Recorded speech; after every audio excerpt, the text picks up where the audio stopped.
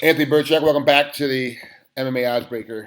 Severe interviewing process for you. Getting ready to fight Thomas Almeida, UFC Fight Night 77.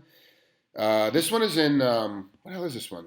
Sao Paulo, Sao Brazil. Paulo. Yeah, geez, it's kind of all over the place. Do you like Brazil? Do you like going down there? I had a bad experience down there in 2011. With the advice of Drew Fickett and a couple other ill-advised people told me to take a fight down there at 145, and so I went down to Manaus, Brazil, and ended up fighting a guy with the third longest MMA career in history, George Clay. He has his black belt since he was like 18. I was actually fortunate enough to get the black belt off my back once. And then later on in the fight, he took it a second time, and I wasn't so lucky. So I'm looking to really turn that experience around in Brazil. It's been nothing but negative memories for me, and I think November 7th is definitely going to be a step in the right direction with some positivity, man. And I feel good about this fight.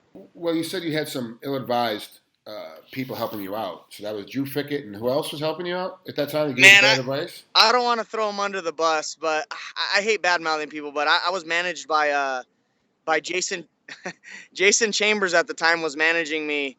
It was Jason and Drew Fickett and like one other guy named Bucky. They were gassing me up so much. I thought I was unbeatable at the time. I was 6-0 with 6 finishes.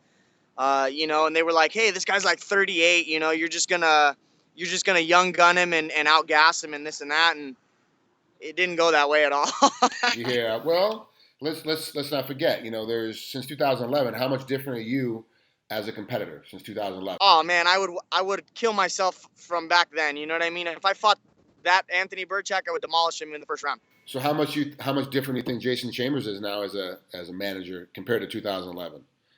I mean, I don't know. I think he's actually not really doing so much of that. More that he is like color commentary, and doing stuff for ONE FC and UFC Fight Pass and stuff like that. So I think that's actually kind of been toned down on his end as a manager and more as a commentator and stuff. It's tough though. I mean, sometimes you get these managers that are brand new to the game, and they're learning just as much as you're learning, trying to come through. So it's tough. And then these guys come in and talk about, I manage these guys in the NFL, I manage these guys in Major League Soccer, I manage these guys in Major League Baseball. It's like, well, that's great. You manage those guys in these other sports, but this is a totally different concept. Like MMA is a totally different mindset, so it's tough. It's really hard. Yeah, and I mean, the thing is with that, is he was literally what got me hooked was the fact that he said, I'm actually a sports agent. I went to college for sports management, so I can actually call myself an agent, not just an MMA manager. So that kind of, I put a little bit more legitimacy to him, and like I said, I don't want to badmouth the guy, but I think everything's about timing, and at that point, it just was probably the worst timing, worst advice I've ever gotten as a young athlete. Well, now, that was your first loss. You were 6-0 at that point. That was your first loss back in 2011. You go on a 5-fight win streak, right? And then yes, sir, 5-fight win streak. Before you lose again to Ian Atwistle. Am I saying his name right? Yes, sir.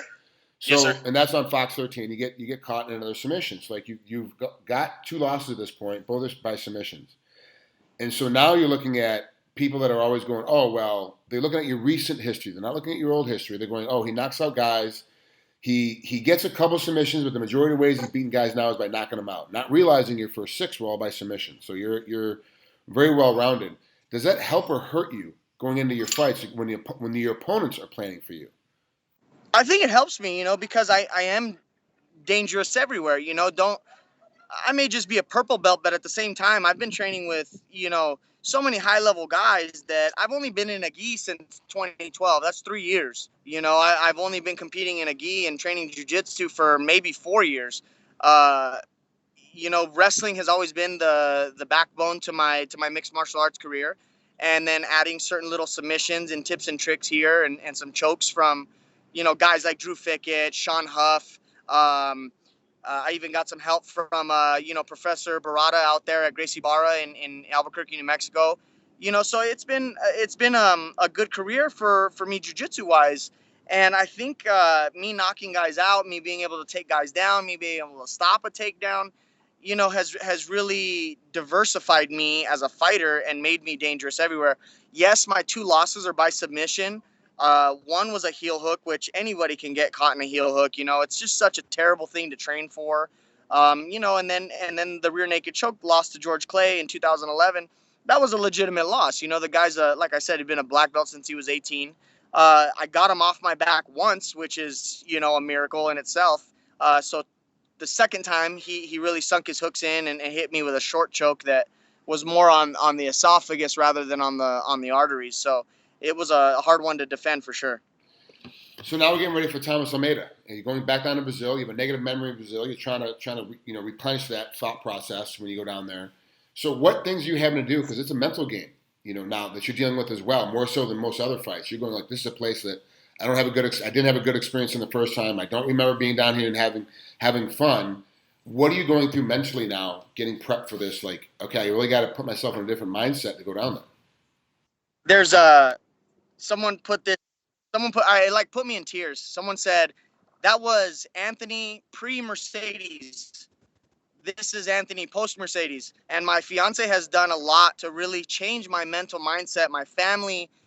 Now, I was a 20-year-old kid looking to party and have a great time and fuck people up in the process, Now I'm a dad with 4 kids who understands this is my way of putting bread and milk on the table, to approach this from a more intellectual point of view and not such a willy-nilly, ill-advised, section. This is me really breaking this down into the meat and potatoes of why I'm fighting and going to Brazil, which is a beautiful country. I should only have beautiful memories. So all I'm thinking about now, man, is I would have beat the shit out of the Anthony Birchak of old, and now is a new monster with new directive and new set of motivation.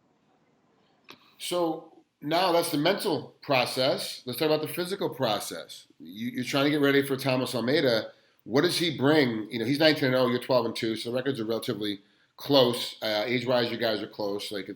So physically wise, how are you training for this fight? I added a new strength and conditioning coach. His name is Chris Gomez. He does a lot of Olympic lifting, so a lot of explosive hip and lower body power. I think putting a little bit more power on my punches, because Thomas, it's not like Thomas doesn't get hit. He gets hit a lot, in fact. And we've seen another good wrestler, Tim Gorman, hit him and hurt him with a jab. And it looked like Tim got kind of gassed out, almost like a short notice fight. And then we saw another phenomenal striker, Brad Pickett, drop him twice and then just for whatever reason fail to finish up. And then he stood right in front of him and let Thomas get off his tricky little strikes and ended up getting knocked out. But that's one thing that I'm looking to change about this is when I hit you, you're not getting up. Look at how many strikes Joe Soto took from TJ until he finally finished him in the 5th. He didn't take very many from me. He took one and he dropped like a sack of potatoes. And then he, weathered and rolled a couple, and then I connected again, and he was out like a light. So that's one thing I'm looking to do with Thomas is I'm going to hurt him, and I'm going to keep him hurt. I'm not going to let him get in his groove, and I'm not going to let him get off his sneaky little inside uppercut elbow game. His liver punch is what everyone touts as his bread and butter, but I'm not going to let him get that close. When he does, I'm going to make him pay for it. So you're looking at a guy that likes to get hit, but also hits back quite a bit. You're trying to come from the style of, hey, if I hit you once, you're going to stay hit for the rest of the fight until I can finally, if that one punch doesn't put you down, you will go down from something. But this is a guy that's shootbox trained and Chicago Gold trained, so he's very tough. He's a guy that, he's almost a take 4 punches to give you 2 punch kind of guy. Yeah, exactly. He's one, and I think we share a very similar mentality is I'll take 1 to 5 to give you one good one. You know what I mean? But at the end of the day, I have collegiate level wrestling. I have USA wrestling on my back that I can always go to. And one thing that I noticed that he struggles with is Tim Gorman took him down. It's just Tim couldn't hold him down. And he's got a really good back little hip pop up. I'm up here in Scottsdale right now working with Henry Cejudo and Frankie Saenz, very high level guys that, are that's the cream of the crop for USA Wrestling, you know what I mean? So if I can take guys like that down and keep them down for a minute 30, 2 minutes, 2:30, 3 minutes,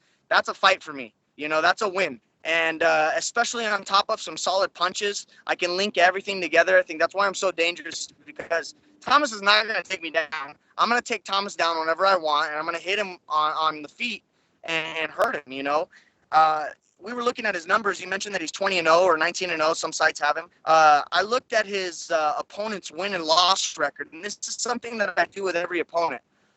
I added up all their wins and losses, minus Brad Pickett and Yves Jaboué.